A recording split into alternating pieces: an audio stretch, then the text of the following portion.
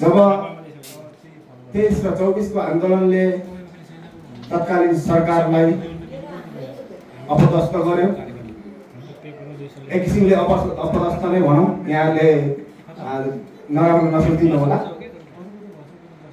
24 देखि 27 घण्टाको बिचमा सत्ताको जरै उखेलिदियो भनेको एउटा ऐतिहासिक विश्वमै पहिलो इतिहासको रूपमा दर्ज भएको छ। भलै त्यो आन्दोलन, त्यो परिवर्तन बाह्य शक्तिहरूले या भित्री आन्तरिक शक्तिहरूले गरे त्यो एउटा छलफलको विषय होला।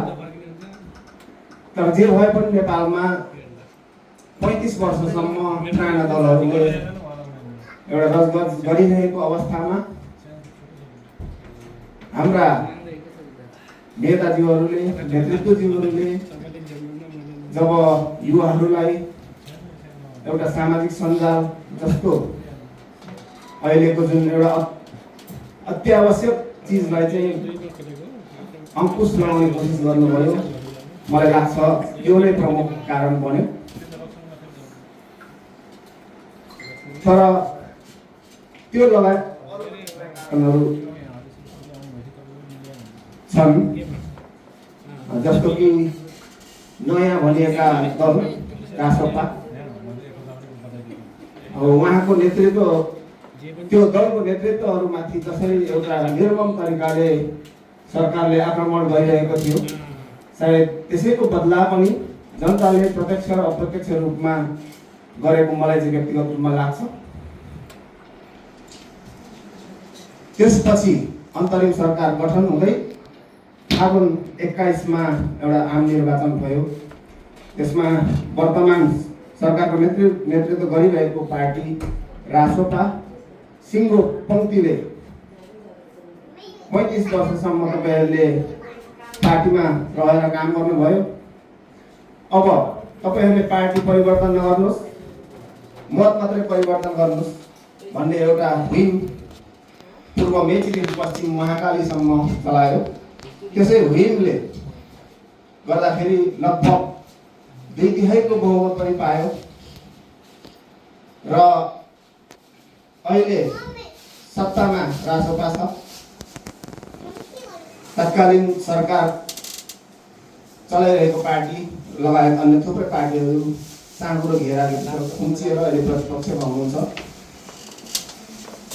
मलाई लाग्थ्यो उहाँहरूको त्यो हुइमले मत मात्रै परिवर्तन भएको होला भनेको, तर आजको यो 5औं अधिवेशन चल्दै गर्दा र योभन्दा अघिल्लो 4थो अधिवेशनलाई तुलना गर्दाखेरि उहाँले मत मात्रै परिवर्तन गर्नु भएन छ, पार्टी नै परिवर्तन गर्नुभएछ जस्तो मलाई चाहिँ महसुस लागेको छ।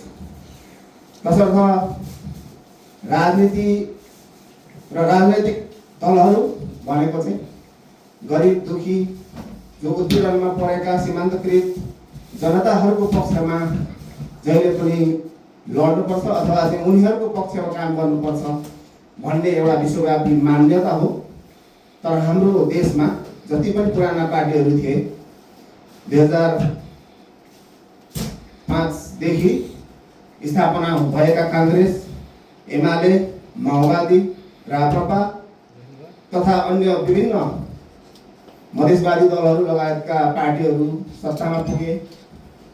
ती सबै दलहरूले गरिब जनताको पक्षमा नभइकन उहाँहरूले आफ्नो पार्टी र आफ्नो नेताहरूको पक्ष पोषण गर्ने हिसाबले मात्रै राज्य सत्ताको दुरुपयोग गर्नुभयो।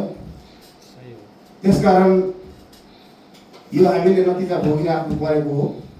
कमरेडहरूलाई म अब धेरै ठुलो सुझाव त म भन्दिनँ, सल्लाह दिन चाहन्छु।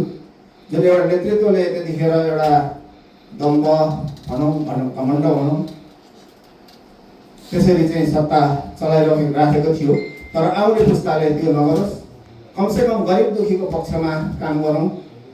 हामी सामाजिक संस्थाहरू, जातीय संस्थाहरू, क्षेत्रीय संस्थाहरू जति पनि प्रवासमा खुलेर बसेका छौँ, हामीहरूले यहाँ बसेर त राजनीति भन्दा पनि हामीले सामाजिक कामहरू गर्नुपर्ने हुन्छ र यहाँका जति पनि वैचारिक सङ्गठन हुनुहुन्छ यहाँहरूले सामाजिक संस्थाहरूलाई, क्षेत्रीय संस्थाहरूलाई, सांस्कृतिक संस्थाहरूलाई हेर्ने दृष्टिकोण अलिकति तपाईँहरूले बदल्नुपर्छ जस्तो लाग्छ।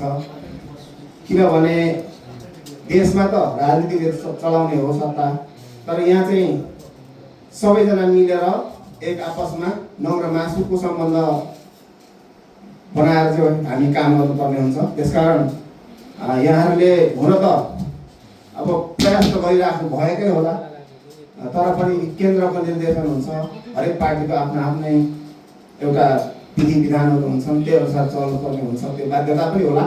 तथापि पनि एउटा मानवतालाई पहिलो केन्द्रबिन्दुमा राखेर यहाँहरू चाहिँ अघि बढ्नु हुनको लागि म सल्लाह दिन चाहन्छु। अब अघि हाम्रो अग्रजीहरूले कतारबाट पनि केन्द्रबाट पनि विभिन्न कुराहरू गर्नुभयो। हामी भदौ 23 र 24मा खरानी भयो। खरानी भएर हामी एक किसिमले धुलोमा, माटोमा, भुइँमा मिसिए तापनि फेरि टकटकाएर उठ्छौँ भन्ने कुरा गर्नुभयो, जुन चाहिँ कमरेड केपी शर्मा ओलीले केही महिना अघि बोल्नुभएको थियो जस्तो लाग्छ मलाई। खरानी भएर गइसकेपछि फेरि जस्ताको जस्तै भएर उठ्न चाहिँ गाह्रो हुन्छ, तर त्यो खरानी भएको जुन एउटा पिठो छ त्यसलाई चाहिँ तपाईँहरूले पूर्ण रूपमा हटाएर नयाँ बिरुवा रोप्नुहोस्। त्यसो गऱ्यो भने चाहिँ राम्रो हुन्छ जस्तो लाग्छ होइन। मतलब नयाँ भन्नाले अब पार्टीले तपाईँहरूले नयाँ यसलाई चाहिँ विघटन गरेर अर्को बनाउनुपर्छ भन्ने होइन। नेतृत्व नयाँ, सोच नयाँ, विचार नयाँ र समाजलाई हेर्ने दृष्टिकोण र समाजलाई नेतृत्व गर्ने एउटा शैलीमा नयाँपन हुनुपर्छ जस्तो लाग्छ। र मैले त्यति भने। अब सत्ता पक्षको साथीहरू पनि यहाँ हुनुहुन्छ होला सायद, उहाँहरू पनि नयाँ त भन्नुहुन्छ, तर उहाँको काम गर्ने शैली विशेष गरेर गरिब दुखीलाई हेर्ने र उहाँहरूलाई व्यवहार गर्ने शैली चाहिँ पुरानै जस्तो हामीले महसुस गरिरहेका छौँ। जसरी सुकुम्बासीको उठीबास लगाउने कुरादेखि लिएर कृषकहरूलाई 2 करोडभन्दा माथि लगानी गर्नेलाई मात्रै बजेट दिने अथवा उहाँहरूलाई चाहिँ अनुदान दिने, सहयोग गर्ने भन्ने निर्णयदेखि लिएर अहिले पछिल्लो पल्ट काङ्ग्रेस, एमाले र जति पनि पुराना दलहरूको सत्ता हुँदाखेरि 35 वर्षमा लगभग 30वटा जति ठुला कारखाना र 100औं घरेलु तथा सानो उद्योगहरू बन्द गराएको थियो, जसलाई चाहिँ बेचेर खायो पनि भनियो। त्यो बेचेर खायो या आफै बन्द भयो या कुनै कारणवश भयो, त्यो आफ्नो ठाउँमा होला। तर नयाँ भनिएका हाम्रो सत्ताका भर्खरका हाम्रा सरकारहरूले पनि, सरकारमा रहनुभएका नेताहरूले पनि त्योभन्दा खासै फरक चाहिँ गरेको देखिएन। किनभने हिजो र अस्ति मात्रै इलाम र झापामा गरेर जम्मा 83वटा चिया उद्योगहरू चाहिँ अब ताला लागेको छ भनौँ। सायद ताला लाग्नु भनेको चाहिँ बन्द हुने एउटा सुरुवाती चरण होला। यसलाई यथाशीघ्र सरकारले छलफल र संवाद गरेर भारतसँग उहाँहरूले सहमति, सम्झौता, सन्धिहरू गर्नु भएन छ भने उहाँहरूको टाउकोमा पनि उद्योग धन्दा, कल कारखाना बेचुवा पार्टी र सत्ताको त्याग अवश्य लाग्नेछ। तसर्थ उहाँहरूलाई म यही मार्फत त्यो सल्लाह दिन चाहन्छु। हुन त हाम्रो सल्लाह त्यहाँ पुग्दैन होला, तथापि यहाँहरूमा चाहिँ मैले त्यो एउटा सानो उदाहरण दिनु परेको हो। र अब धेरै कुरा के गरिराख्ने, अरू कमरेडहरूले पनि अहिले भनिदिनै हाल्नुहुन्छ होला, समय पनि छैन हामीसँग। तसर्थ यो 5औं राष्ट्रिय अधिवेशन अत्यन्तै भव्यले भनौँ, भव्य रूपमै तपाईँहरूले सम्पन्न गर्नुभएको छ।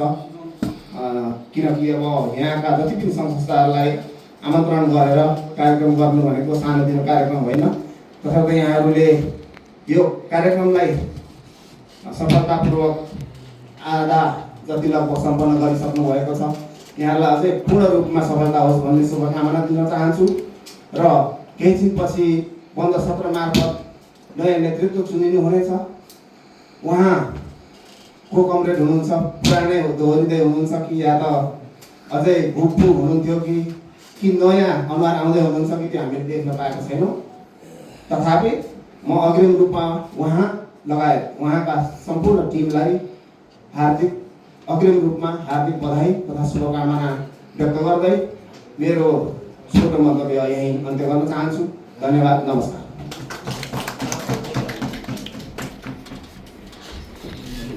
बुढोले जहिले छोटाइदिन्छ मन्तव्य। धन्यवाद।